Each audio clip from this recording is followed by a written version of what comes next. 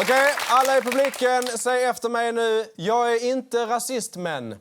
Jag är inte rasist, Men det är jag. Men det är jag. Just det är ni. Och det gäller faktiskt alla er som tittar på Svenska nyheter. Förra veckan visade vi nämligen det här. Det har gått så långt att kinesiska myndigheter har svartlistat vissa av sina turistande medborgare från att åka utomlands för att de bajsar utanför Louvren, klottrar i Luxortemplet i Egypten och för att få tur kastar mynt in i jetmotorer.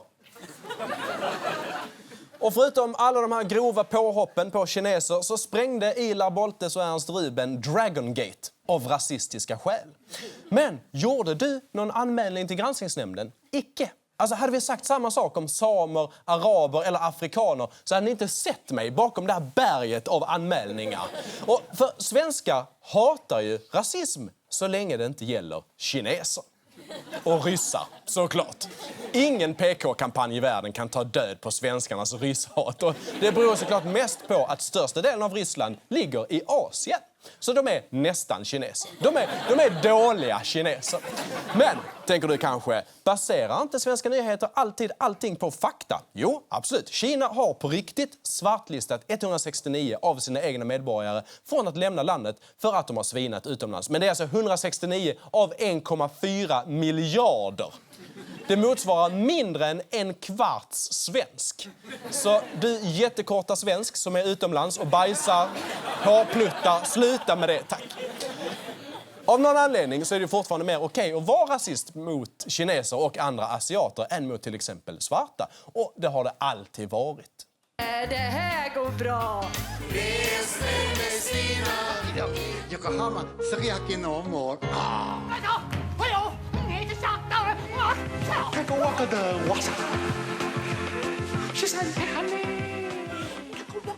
Nu blir ni rasister igen för att ni skrattade åt det där. Alltså, och det är så konstigt för vi har Kina-krogar i varenda hörn. Ändå är det ingen som känner en kines. Alltså ingen. Jag har fler Facebook-kompisar som heter Ipraravi än som är kineser.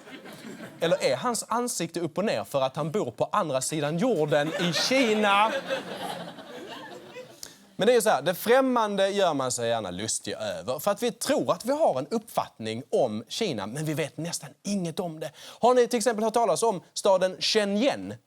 11 miljoner invånare. Eller Chongqing? 7,5 miljoner är att förväxla med Xinjiang som är ett påhittat rasistiskt ortsnamn. Där bor det 0 miljoner. Eller vad vet jag, det kanske bor 10 miljoner där också. De är så sjukt många.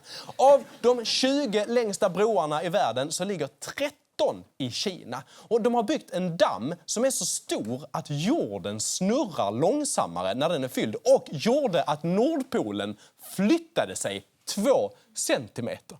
Sjukt! Och de har 300 språk, 55 minoritetsfolk. Den kinesiska regimen hinner ju knappt äta för att det finns så många minoriteter att förtrycka. Alltså tibetaner, uigurer och mongoler och så vidare. Men vi vet så lite om kineserna att vi inte hade någon aning om hur vi skulle reagera vid incidenten där 3 kinesiska turister blev bortkörda från ett hotell i Stockholm.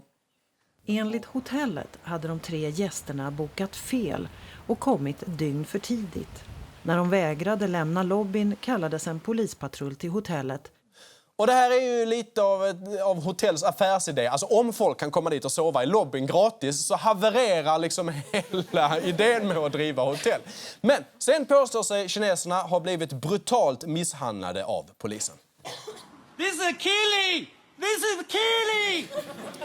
This is killing! Det är ingen klassisk killing, det ska jag säga. Det här, Kristina Lugn, är världens långsammaste sätt att döda en person på.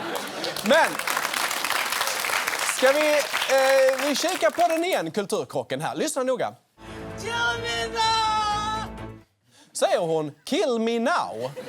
Alltså det är ju såklart jättesvårt. Alltså om hjälp på kinesiska låter som kill me now så har vi stora problem. Och det här är alltså en engelskspråkig kinesisk tidning som har översatt det till engelska. Det är inte vi. Men vi kollar igen. Lyssna. Så himla otur. Någon ligger i vattnet efter en båtolycka och ropar så här: kill me now, kill me now. Okej, kör vidare med min jetski.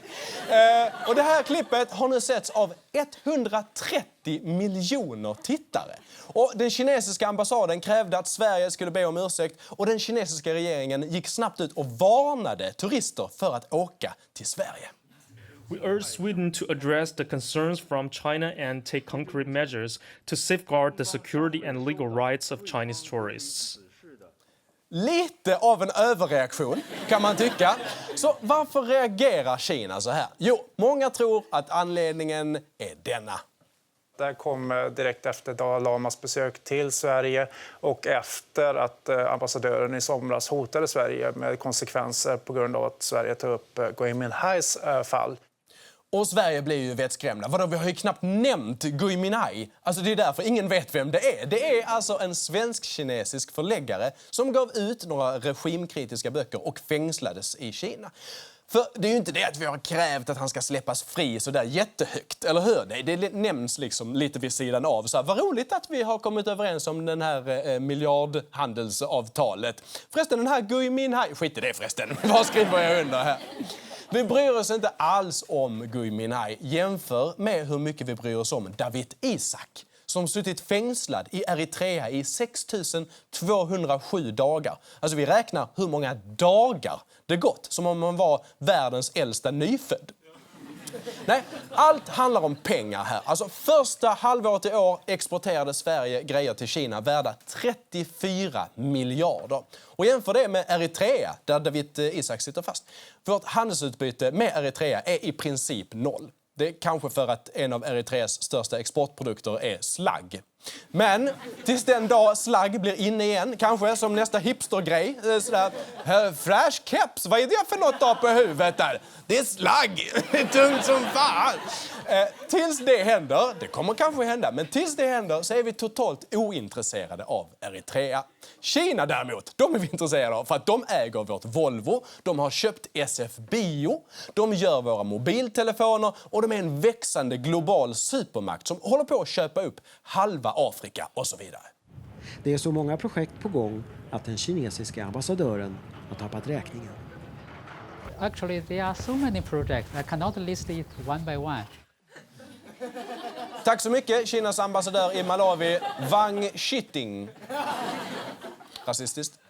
Men vi låter Kina hållas för att vi behöver pengarna. Och det blir så jobbigt att få tag i de pengarna om det är en massa bråk om att kinesiska myndigheter har svenskar fängslade och bryter mot mänskliga rättigheter och så. Och hela det här hotelldebaclet, det var ju bara en enda stor kulturkrock, eller hur? Så vi på Svenska nyheter vill såklart hjälpa svenska myndigheter med att återskapa de goda relationerna med Kina.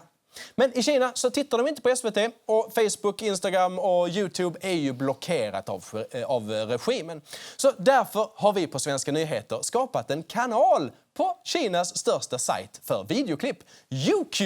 Och där så har vi på riktigt lagt upp en informationsfilm för kinesiska turister så att de ska känna sig välkomna. Och givetvis är den dubbad på kinesiska.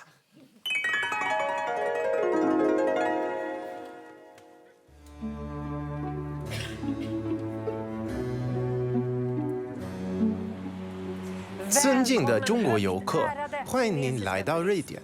为了避免文化冲突，以下有些建议。例如，我们不在历史建筑物外拉屎。但您要是手上流了点大便，在瑞典我们就洗手。您要是在路上看到一个人跟一条狗在一起的话，不是因为他刚刚买了午饭。在瑞典，我们用刀子和叉子吃饭，还有在吃饭的时候，我们不拉屎。另一个文化差异是，你们中国人是种族主义者，但在瑞典，在这里有黑人、犹太人、阿拉伯人，甚至有同性恋者，因为在瑞典，我们支持每个人的平等权利的原则，但是这个原则并不适用于中国人。我们热烈地欢迎中国朋友们来到瑞典王国，但如果你们表现不好的话，我们会打你们的屁股。This is killing! This is killing!